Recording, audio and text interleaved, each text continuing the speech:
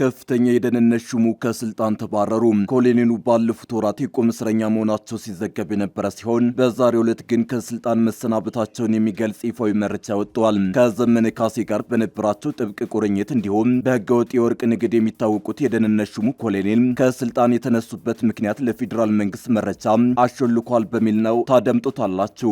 እነሆ የጭንቋ ሰዓት ደረሰች።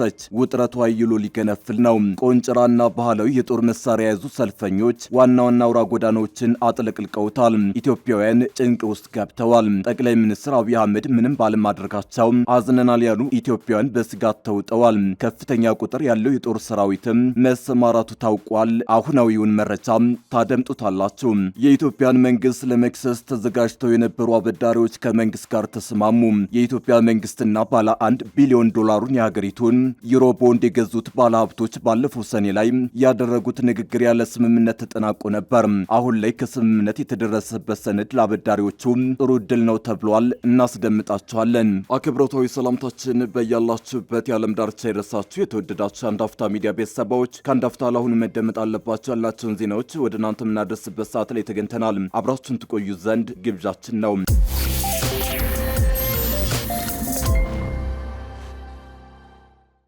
ከፍተኛ የደህንነት ሹሙ ከስልጣን ተባረሩ። ኮሎኔሉ ባለፉት ወራት የቁም እስረኛ መሆናቸው ሲዘገብ የነበረ ሲሆን በዛሬው ዕለት ግን ከስልጣን መሰናበታቸውን የሚገልጽ ይፋዊ መረጃ ወጥቷል። ከዘመነ ካሴ ጋር በነበራቸው ጥብቅ ቁርኝት እንዲሁም በህገወጥ የወርቅ ንግድ የሚታወቁት የደህንነት ሹሙ ኮሎኔል ከስልጣን የተነሱበት ምክንያት ለፌዴራል መንግስት መረጃ ያሾልኳል በሚል ነው። በደብረ ጽዮን ገብረ ሚካኤል የሚመራው ህወሓት አሉ ከሚላቸው ቁልፍ ወታደራዊ አመራሮች መካከል የደህንነት አለቃው ኮሎኔል ተወልደ ገብረተንሳይ ከስልጣን ተነስተዋል። ኮሎኔሉ በሰርጎ ገብነት ተጠርጥረው ከኃላፊነት ከተነሱ በኋላ እንደ ጀነራል ታደሰ ወረደ የቁም እስረኛ መሆናቸውን ለጉዳዩ ቅርበት ያላቸው ምንጮች እየገለጹ ነው። የህወሓትን የደህንነት ሰንሰለት በበላይነት ሲመሩ የቆዩት ኮሎኔል ተወልደ ከስልጣን የተነሱት ለ4 ኪሎ መረጃ እያቀበሉ ነው በሚል መሆኑ ተጠቁሟል። ኮሎኔሉ ጥብቅ ወታደራዊ መረጃዎችን ለፌዴራል መንግስት አሳልፎ በመስጠትና ከራሱ ከህወሓት አፈንግጠው ከወጡ ሰዎች ጋር የግንኙነት መስመር አላቸው በሚል ተጠርጥረዋል። ኮሎኔሉ ከኃላፊነት ከተነሱ በኋላ የቁም እስረኛ መሆናቸውን የሚያመላክቱ መረጃዎች እየወጡ ነው። የደህንነት አለቃው ከስልጣን በወረዱ ማግስት መኪናቸውን ተቀምተው ጠባቂዎቻቸውን ተነስተው በቤታቸው ለመቀመጥ መገደዳቸው ተገልጿል። በዚህም ከቤታቸው ውጭ መንቀሳቀስ እንዳይችሉ መደረጋቸው የተገለጸ ሲሆን የቅርብ ሰዎቻቸው እየተሳደዱ ነው ተብሏል። ከኮሎኔሉ ጋር ግንኙነት አላቸው ተብለው የሚጠረጠሩት አቶ ኢሳያስ ታደሰ የተባሉ የጀነራል ታደሰ ወረደ ጊዜያዊ አስተዳደር ሹመኛ መሻራቸው ተገልጿል። ወዲህ ደግሞ የትግራይ ወጣት ክልሉን ጥሎ እንዳይወጣ ጥብቅ ቁጥጥር እንዲደረግ የትግራይ ክልል ፖሊስ ኮሚሽን አቅጣጫ ሰጥቷል። የክልሉ ፖሊስ አዛዥ ይሄደጎ ስዩም የትግራይ ወጣት በውስጥና የውጭ ጠላቶች ሴራ ከእጃችን እየወጣ ነው በማለት በአስቸኳይ ቁጥጥር እንዲደረግ አዘዋል። ወጣቶች ከትግራይ እንዳይወጡ በየአቅጣጫው ለመቆጣጠር የክልሉ ፖሊስ ኮሚሽን አቅጣጫ የሰጠ ሲሆን በህወሓት ወታደራዊ አፍሳ ወጣቱ በከፍተኛ ደረጃ መፍለሱን ተከትሎ ነው። ህወሓቶች እንዳሰቡት ወጣት ማግኘት ባለመቻላቸው በየመንደሩ የተደበቀውን ወጣት ለመልቀም ከትግራይ እንዳይወጣ መንገድ መዝጋት ጀምረዋል መባሉ ይታወሳል። የፖሊስ አዛዡ ይሄደጎም ወጣቱ ትውልድ ክልሉ ለቆ እየወጣ ያለው በራሱ ፍላጎት ሳይሆን የውስጥና የውጭ ጠላቶች ሴራ ነው ሲሉ መናገራቸው ተሰምቷል። ወጣቱ በክልሉ ሰርቶ ራሱን መለወጥ እየቻለ እንዲሰደድና እንዲፈናቀል እየተደረገ ያለው በተቀናጀ ሴራ በመሆኑ በቅርቡ መፍትሄ ያገኛል ብለዋል። በውስጥና በውጭ ያሉ ጠላቶች ሆን ብለው የትግራይን ህዝብ ለማሸበር አልመው ጦርነት ሊነሳ ነው የሚል የሐሰት ወሬ እየነሱ ወጣቱ ከሀገሩ እንዲወጣና ለህገወጥ ስደት እንዲጋለጥ ተደርጓል ብለዋል። ይህንን ሴራ ጥብቅ ክትትል አድርጎ ሙሉ በሙሉ ለመቆጣጠር ከሌሎች የሚመለከታቸው አጋር የጸጥታ አካላት ጋር በተቀናጀ ሁኔታ ስራ እየተሰራ መሆኑን አስረድተዋል። የኢትዮጵያን መንግስት ለመክሰስ ተዘጋጅተው የነበሩ አበዳሪዎች ከመንግስት ጋር ተስማሙ። ኢትዮጵያ መንግስትና ባለ 1 ቢሊዮን ዶላሩን የሀገሪቱን ዩሮ ቦንድ የገዙት ባለሀብቶች ባለፈው ሰኔ ላይ ያደረጉት ንግግር ያለ ስምምነት ተጠናቆ ነበር። አሁን ላይ ከስምምነት የተደረሰበት ሰነድ ለአበዳሪዎቹ ጥሩ ዕድል ነው ተብሏል። ከአንድ ወር በፊት ለኢትዮጵያ ገንዘብ ያበደሩ ባለሀብቶች ሀገሪቱን መንግስት እንደሚከሱ አስታውቀው ነበር። የኢትዮጵያ መንግስትና ባለ 1 ቢሊዮን ዶላሩን የሀገሪቱን ዩሮ ቦንድ የገዙት ባለ ባለሀብቶች ባለፈው ሰኔ ላይ ያደረጉት ንግግር ያለ ስምምነት ተጠናቆ ነበር። ትናንት ሰኞ ሰኔ ግን የገንዘብ ሚኒስቴር ከባለሀብቶቹ ጋር የመጀመሪያ ደረጃ ስምምነት መድረሱን አስታውቋል። የሚኒስቴር መስሪያ ቤቱ መግለጫ እንደሚያስረዳው የተደረሰው ስምምነት በአብዛኛው ከዚህ ቀደም የቀረቡ የድርድር ነጥቦችን የያዘ ነው። ባለሀብቶቹ አሁን እንዲስማሙ ያደረጋቸው ኢትዮጵያ ያቀረበችላቸው አዲስ ማካካሻ ነው። መንግስት ያቀረበው መደራደሪያ ባለሀብቶቹ ወደፊት የኢትዮጵያ መንግስት ይፋ በሚያደርገው ሌላ የ1 ቢሊዮን ዶላር ቦንድ ድርሻ የመግዛት መብት እንዲኖራቸው ያደርጋል። ጉዳዩን በቅርበት የሚከታተሉት ፋይናንስ ተንታኙ ዶክተር አብዱል መናን መሐመድ አሁን የቀረበው ማካካሻ ለባለሀብቶቹ ጥሩ ስምምነት ነው የሚል እምነት አላቸው። የኢትዮጵያ መንግስትም ቢሆን ሌላ አማራጭ እንዳልነበረው ይከራከራሉ። የኢትዮጵያ መንግስት ቦንዱን ለገዙ አካላት 6.625 በመቶ ዓመታዊ ወለድ ለመክፈል ቃል የገባ ሲሆን ከ10 ዓመት በኋላ ደግሞ ሙሉ በሙሉ 1 ቢሊዮን ዶላሩን ለመመለስ ተስማምቷል። ከታህሳስ 2016 ዓ.ም አንስቶ ግን መንግስት በዓመት 2 ጊዜ መክፈል የነበረበትን ወለድ አልፈጸመም። በታህሳስ 2017 ዓ.ም ሙሉ በሙሉ መመለስ የነበረበት ቢሆንም ይህም ሊሆን አልቻለም። የ33 ሚሊዮን ዶላሩ ወለድ ክፍያ አለመፈጸሙ ኢትዮጵያን ዕዳቸውን መክፈል ካልቻሉ 3 የአፍሪካ ሀገራት ተርታ አሰልፏታል። የኢትዮጵያ መንግስት እንደሚገልጸው ይህንን ብድር ያልከፈለው አገሪቱን እንደ ቻይና ካሉ አበዳሪ ሀገራት የዕዳ ሽግሽግ ለማግኘት ከምታደርገው ንግግር መርህ ጋር ስለሚቃረን ነው። በዚህ ማዕቀፍ አማካኝነት ለኢትዮጵያ የዕዳ ሽግሽግ የሚያደርገው የአበዳሪ ሀገራት ኮሚቴ ካስቀመጣቸው መርሆች አንዱ ሁሉም አበዳሪ አካላት የሚቀርብላቸው የተበላለጠ መሆን እንደሌለበት ይገልጻል።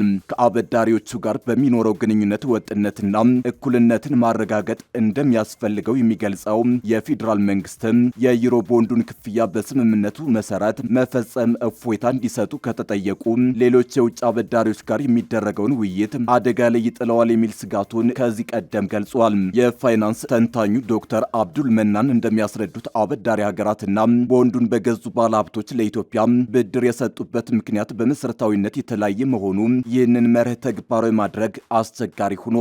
አገራት ብድር የሚያቀርቡት ዲፕሎማሲያዊ፣ ኢኮኖሚያዊ ወይም ሌላ ጥቅምን ከግንዛቤ ውስጥ በማስገባት መሆኑን የሚገልጹት ዶክተር አብዱል መናን የቦንዱ ገዢዎች ግን ነጋዴዎች መሆናቸውን ያነሳሉ።